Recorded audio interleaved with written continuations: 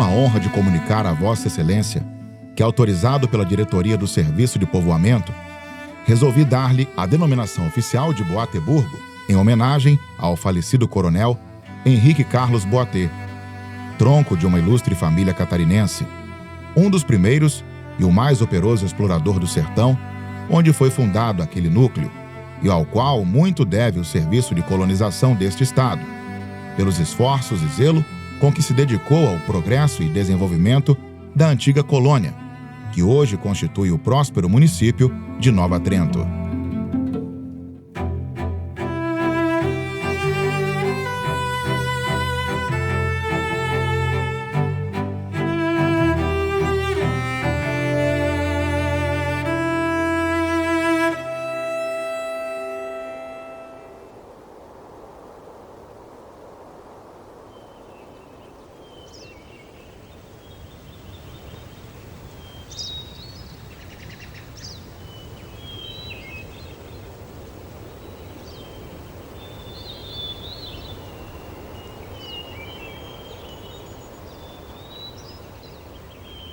A partir do final do século XIX, aproximadamente 1870, o Brasil começou a implantar núcleos coloniais federais. Uma das áreas escolhidas foi Boateburgo, que em 1910 implantou esse núcleo e em 1913 começou a receber os imigrantes que vinham não só da Alemanha, mas vinham da Finlândia e diversos outros países. Em 1916 nós tínhamos mais ou menos 4.000 pessoas instaladas aqui. A lotação máxima do núcleo chegou a ter 8.000 pessoas, a partir de 1916. Vamos dizer entre 16 e 1922. E meu pai comentava que tinha farmácia, tinha padaria, a gente tinha delegacia, cadeia aqui, né? Tinham duas sedes do núcleo colonial, onde tinham reprodutores, né, de cavalos, de bois, tinham veterinários.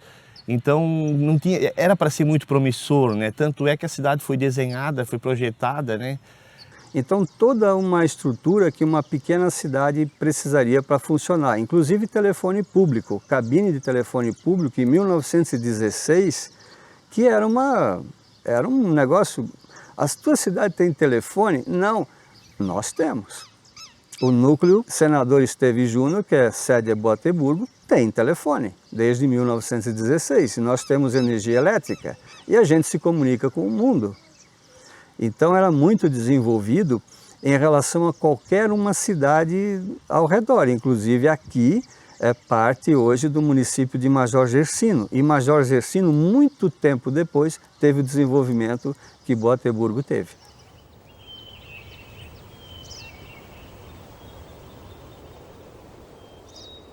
Seu Benedito Jasper era um dos comerciantes mais fortes aqui da região. Então, inclusive, o comércio do Jasper é anterior ao comércio do seu Antônio Otto. E o seu Jasper também investia em outras coisas, em hospedaria, investiu em salão de festas, salão de baile e tal. Então essas pessoas que tinham os comércios aqui na área urbana, que seria Boateburgo, que era a sede, eles movimentavam muita gente, vinham gente de fora para participar das festas de igreja, pessoas que faziam as suas reuniões aqui, reencontravam os amigos, as famílias retornavam em certos dias de festa para se reencontrar. Então são pessoas como o seu Jasper, como o seu Antônio, que fizeram muitas coisas aqui na comunidade, agregando as famílias, mesmo aquelas que há décadas já tinham ido embora, e retornavam para se confraternizar.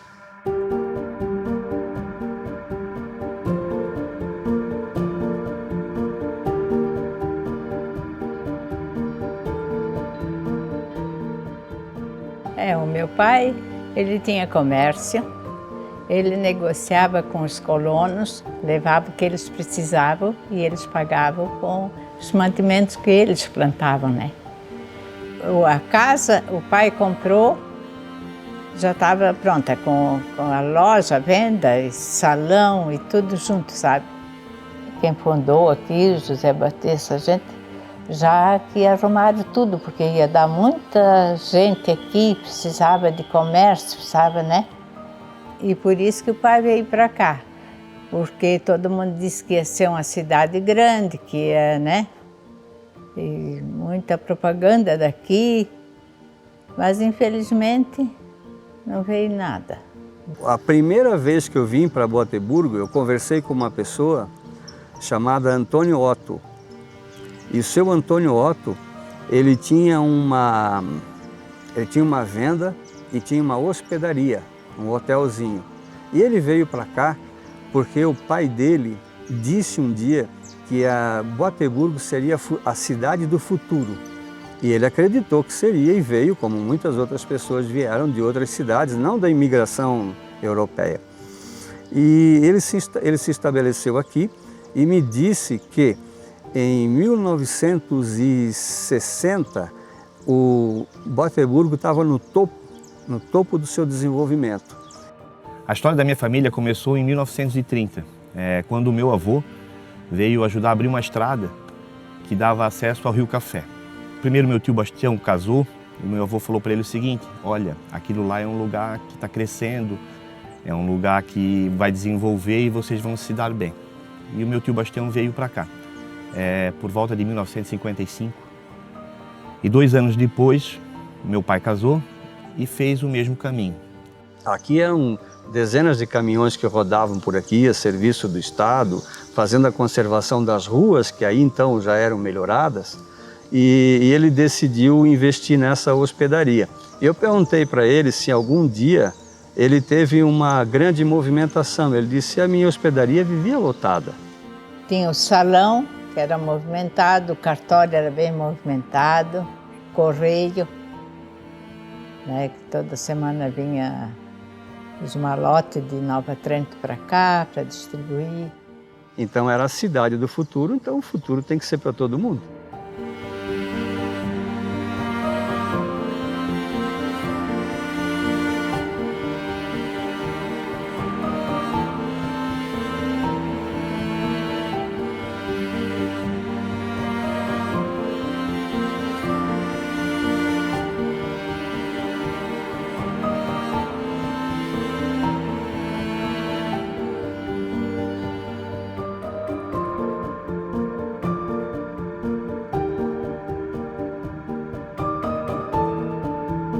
Saía da aula, vamos para a roça. Fomos criados na lavoura. Família do Chiaspa lá, a mesma coisa. Nós ia para a aula já, quando nós saía da aula, tinha 12, 13 anos, daí nós já começava devagarzinho junto, com os velhos. Ia de junto, assim, não de enfrentar, mas ia junto. Primeiro era bem mais divertido, assim, tinha mais gente, a gente saía mais, era novo, né? O que trazia mais povo para esse lugar, a corrida de cavalo. Era o único esporte mais interessante que tinha na época, né? Aí lá o tio Benito abriu o braço. Ele e o empregado dele. Porque primeiro era 2 trilhos, né? Depois ele fez 3. Aí corria 3 cavalos numa vez só. Corrida de cavalo era assim, corrida de cavalo feito uma caixa, né? Era trilho para 3 cavalos. Daí botava dentro da caixa. Tudo preparado. Daí lá dentro não entrava. Um ia lá atrás, quando estava preparado, puxava a fita. Daí levantava a tampa. Daí saiu, ficou. Daí ia até 400 metros, mas também tinha jogo até 200, tinha até 300, até 400. Casava dinheiro, e aqueles nós pobrezinhos no lado, cada um jogava onde queria, né? Nós também era metidos ainda. Tinha muita aposta fora. Um apostava num cavalo, outro apostava no outro, né? Sim, quem ganhava a carreira levava o dinheiro, né? Vinha gente de tudo quanto era lado. E aí vinha o pessoal de fora, de Bom Retiro, de Brusque, Gaspar também. De Brusque tem um médico que era muito amigo dele, que tinha os cavalos de corrida, né? Se juntava bastante gente. Aí eles se hospedavam aqui, porque tinha casa e depois tinha um rancho muito grande, que era tudo com quartos, né? Que ficava, os que trabalhavam nas carroças, depois quem vinha também ficava ali, né?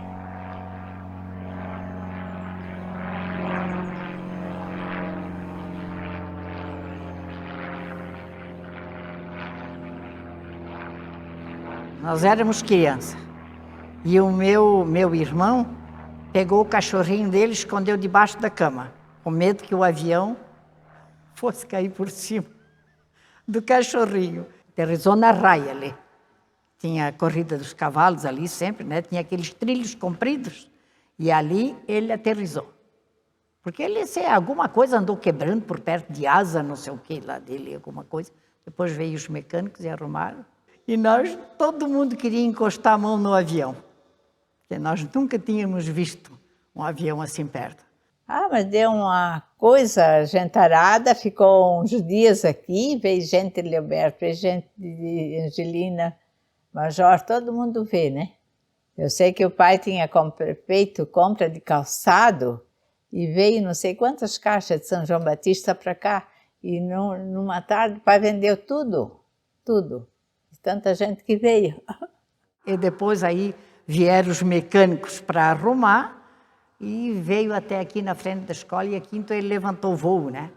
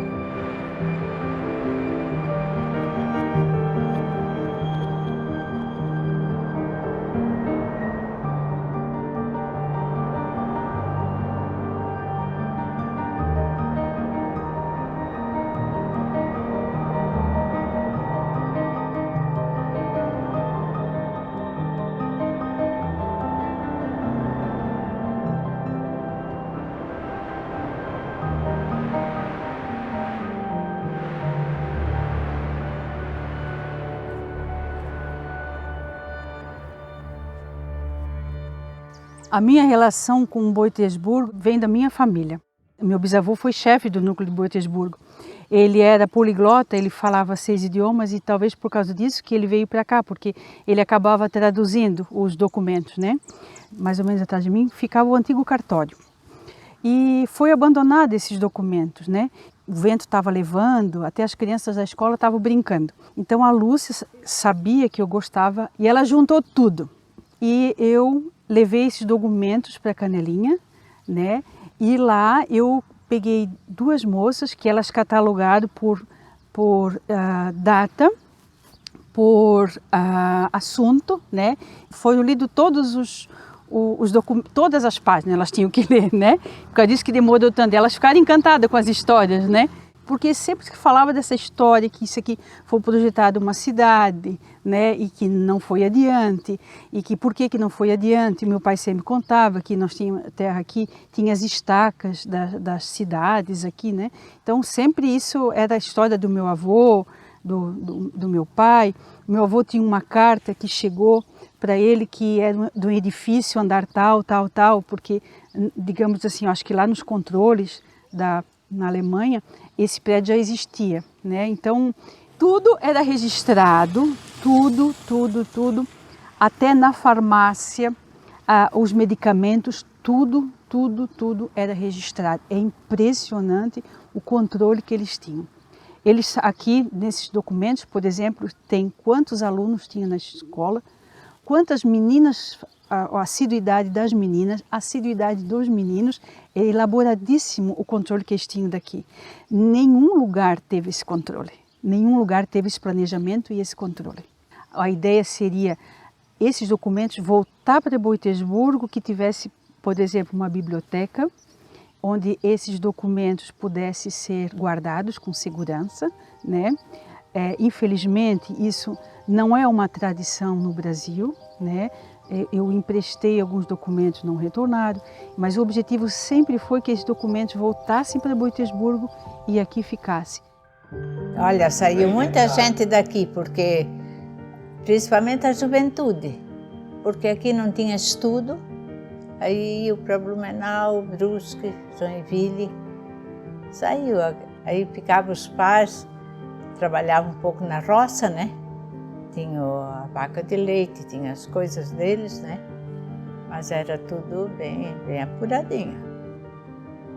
Não era fácil a vida aqui, não. Nós temos toda uma história por trás disso.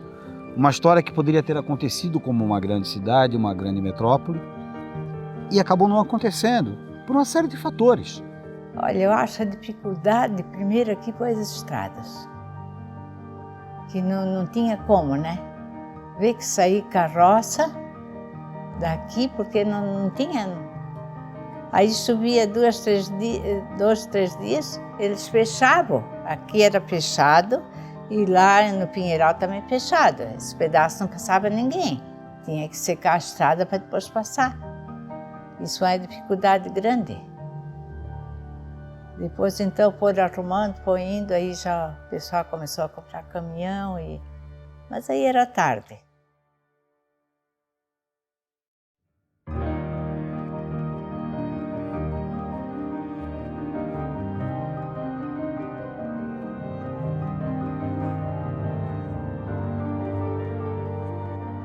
Se tu pegar na década de 30, 20, não tinha problema, aqui ia continuar crescendo.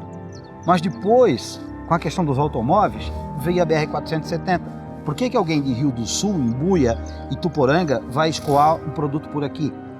Se a via não se permite, lá tinha um asfalto, enquanto eram bois, cavalos, tanto faz por onde tu escoa. Então se escoava daqui ia para Brusque, daqui ia para Itajaí para exportação, é óbvio, é mais perto, se tu colocar em linha reta aqui é mais próximo, mas por lá que foi feito a 470, e aí diminuiu mais ainda. E o outro problema é que houve uma série de más administrações. Não significa que todos que assumiram a administração do núcleo fossem bandidos, não era isso também. Mas alguns, eles capricharam em ferrar as pessoas que moravam aqui, que na hora de fazer a prestação de contas, trazer o pagamento para as pessoas que eram funcionárias do núcleo e também para o povo em geral que ajudava a fazer a conservação das ruas e das estradas vicinais, eles simplesmente pegavam o dinheiro que era buscado em Florianópolis e não voltavam nem o administrador nem o dinheiro. Então isso desanimou muita gente que estava aqui. Poxa, eu trabalhei um mês, trabalhei 2 meses, quando é para receber meu dinheiro, cadê meu dinheiro? Cadê o cara que estava aqui até a semana passada? E ele ia embora. E o governo federal, até onde se sabe, não punia essas pessoas que faziam essa sacanagem. Às vezes eles eram funcionários públicos de carreira, então eles eram alocados em outras áreas e sei lá o que acontecia com eles. E passados uns 30, 60, 90 dias, que a comunicação não era tão fácil, novos administradores vinham. E acabava na sequência aparecendo um outro tipo, como aquele cara que fez a sacanagem, que fugiu com dinheiro. E isso era comum. E infelizmente, por um lado, e felizmente por outro lado, pelo seguinte, constava dos relatórios. Então tu sabia exatamente quem fazia a sacanagem, quem era o cara, de onde ele veio, qual era o montante. E aqui se movimentava muito dinheiro porque era uma cidade. Então imagine o tamanho do furo, né? E o governo federal ia suprindo mais do que questionando.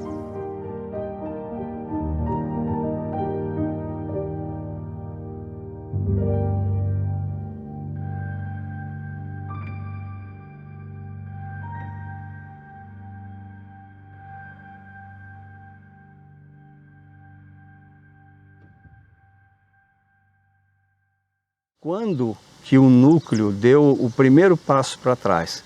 E um momento houve na história que o governo federal, quando assumiu o Jânio Quadros, encarregou alguns fiscais de visitar essas cidades do futuro e eles vieram. Fizeram uma reunião com a comunidade e também com o administrador. Trouxeram as plantas, trouxeram os mapas de instalação e eles perguntaram: o senhor que administra aqui, nós não vimos um prédio de 3 pavimentos aqui do centro da cidade? Aí o administrador deu uma risadinha e disse: não, meu irmão, aqui é tudo rasteirinho, é um piso só.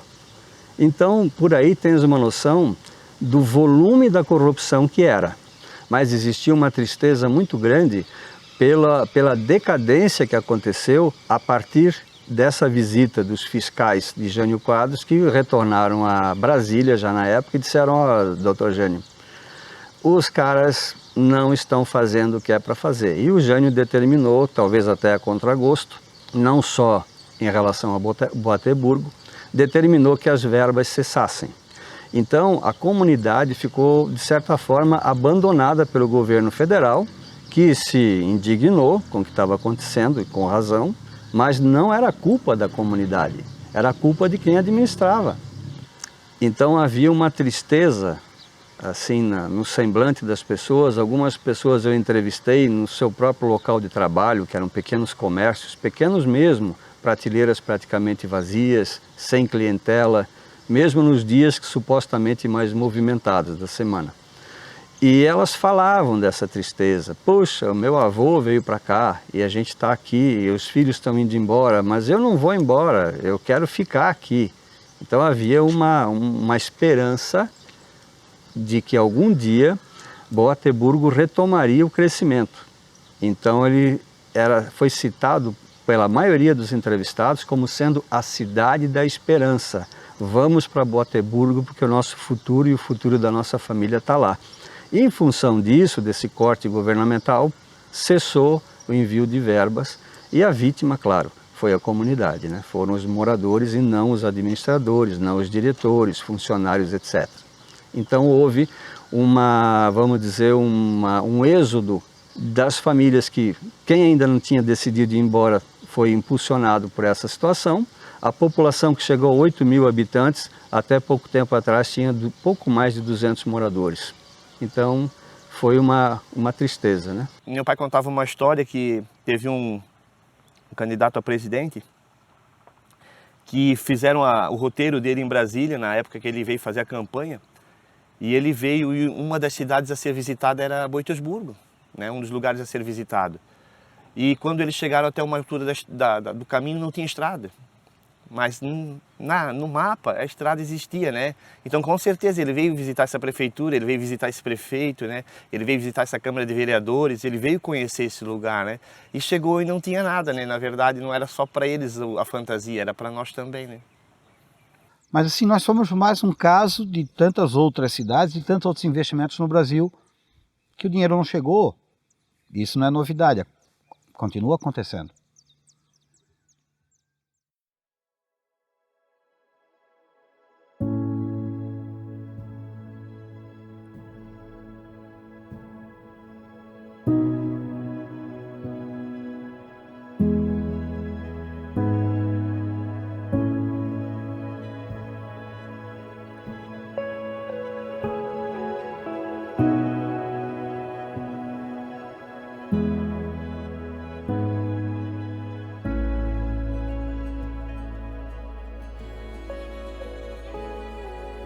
Mas hoje, olhando no entorno, se vê que está tendo uma retomada, está tendo uma injeção de ânimo, e não só nos moradores mais antigos, mas também tem os seus descendentes que estão voltando, fazendo empreendimentos, construindo casas ou reconstruindo casas. E isso anima, porque a cidade precisa disso. Boateburgo precisa de alguém que reacenda a chama, que faça dela, de fato, a cidade da esperança. Um dia a gente estava vindo do cemitério, eu estava falando com as minhas irmãs, a gente estava vindo a pé, e a minha irmã falou, nós já falando, poxa, que pena, né, que aqui não prosperou e a gente teve que sair tudo, né? Ela falou o seguinte para mim: Alcir, mas quem sabe se tivesse prosperado, nós estaríamos aqui, abraçados, conversando, né? Quem sabe se tivesse prosperado hoje, cada um estaria no seu canto, a gente não estaria aqui. Então, como eu falei, são coisas que às vezes são para acontecer, Darlan. Eu acredito muito em Deus e eu acredito que nada acontece nesse mundo sem a permissão dele. Então, era para acontecer desse jeito. Se aconteceu alguma coisa errada, mas era para acontecer desse jeito. Então, eu acho que a gente tem que respeitar, esquecer o que aconteceu e pensar num futuro melhor. Para mim, que vivi uma infância aqui, uma infância brincando, correndo nas matas, nos rios, pescando, era maravilhoso, jogando bola na pracinha, sabe? Uma coisa da gente ralar o cotovelo, ralar o joelho, né? De sem tanto eletrônico e tudo mais, então de poder trazer isso, sabe? E eu quero isso para mim, eu quero isso para os meus filhos. E a gente percebe aos poucos que aquelas pessoas que um dia moraram aqui, que buscaram sucesso em outras cidades, que hoje têm um conforto, que têm uma questão financeira mais tranquila, as pessoas estão retornando, né? Construindo a sua casa, o seu refúgio, para um final de semana, para umas férias, né? E isso é muito bacana, né? Eu sempre escutei desde pequeno a história de Boiteursburgo, né? E quando eu saí daqui em 96, era uma época muito ruim para Boiteursburgo. As casas estavam caindo, a população estava indo cada vez mais embora. E eu sempre tinha um sonho de, se um dia eu pudesse fazer alguma coisa pelo local, eu ia fazer. E assim que eu pude, eu adquiri um terreno e vim fazer alguma coisa. Então, aqui o que eu faço no terreno, as minhas produções, elas são simbólicas, mas que eu sempre penso que elas possam servir de incentivo para alguém ver e copiar, ir para o lugar, ele prosperar, mas de um jeito sem perder a sua essência. Para elas verem que dá certo, né? Que a gente pode acreditar nas coisas, que as coisas funcionam, né? Porque às vezes a gente mora no lugar e acha que o lugar da gente não é tão bonito. Eu sei porque eu já morei aqui até os 21 anos e em parte a gente não dava tanto valor como a gente dá hoje, né? Hoje eu chego, eu olho e eu valorizo muito o lugar. Então primeiro eu queria que as pessoas que moram aqui, que elas se espelhassem nisso, né? E que elas pudessem ver.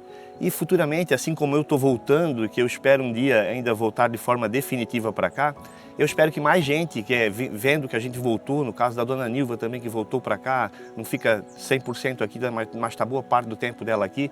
Então eu acredito que mais pessoas possam vir, olhar e voltar também, né? E eu vejo isso, assim, as pessoas, né? Muitas pessoas já foram resolver a sua vida lá embaixo e elas têm muita vontade de voltar. E outra coisa que eu percebo, as pessoas que vêm para cá, quando elas vêm, elas passeiam, elas gostam de ficar aqui, né? Porque a gente se sente bem. Eu não sei se vocês percebem, mas eu, quando eu estou aqui, parece que me tira um peso das costas, né? Me dá um vácuo no ouvido, né? Eu brinquei ontem de noite com a esposa do Saulo ainda, que eu costumo dizer que quando a gente vem aqui, a gente vem escutar o silêncio, né? É uma paz, é uma paz. E teve uma senhora que um dia estava aqui que ela falou, ela veio inclusive com o Saulo, e ela disse que aqui é um lugar de cura, que ela sentiu muita paz aqui, que ela sentiu um lugar de cura. Quem sabe essa paz que eu sinto, essa paz que vocês sentem, é uma energia positiva que tem, né? E quando a gente vem para um lugar que tem energia positiva, a gente consegue perceber isso, né? E as pessoas também conseguem perceber. Então, quem sabe seja um lugar para a gente descarregar mesmo, né? E vir e se sentir bem.